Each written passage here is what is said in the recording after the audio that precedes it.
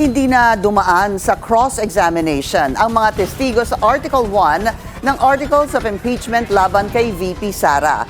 Nasa prosecution din daw ang burden of proof ayon sa depensa.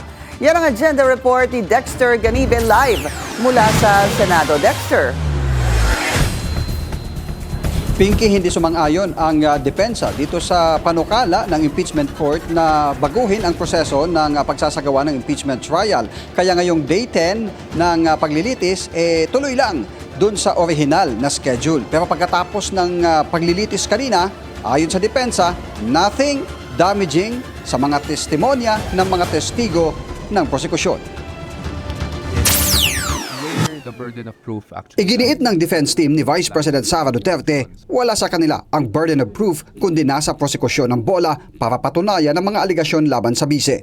Sa kanilang isinumiting response sa impeachment court, kaugnay ng unang isinulong ni Senator Bam Aquino na pagbabago sa proseso ng paglilitis, sinabi rin nilang lalabagin ng anumang pagbabago sa proseso ang fair play at due process. Bukod pa riyan, ang punto na taliwas ang panukala ni Aquino sa napagkasunduan na ng dalawang panig at ang naaprobahang pre-trial order.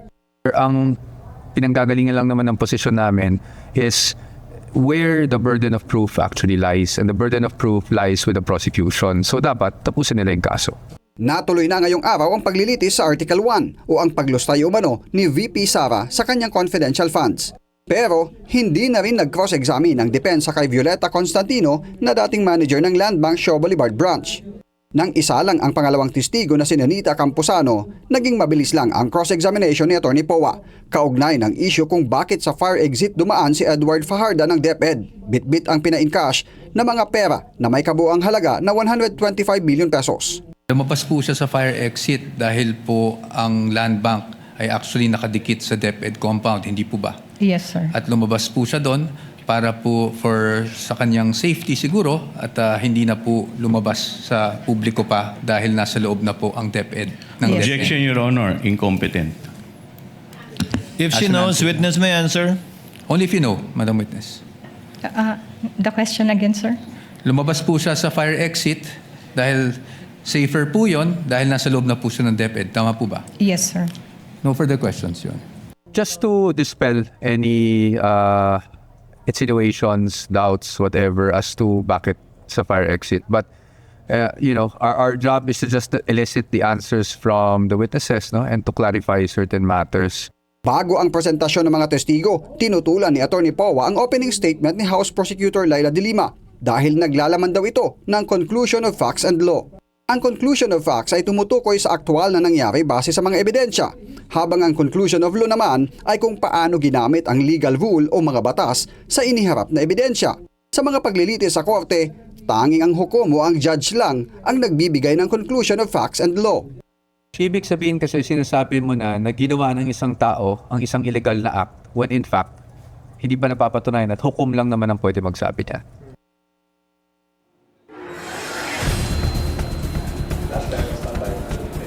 Pinky, sa kanyang press con kanina, binigyang linaw din ni Atty.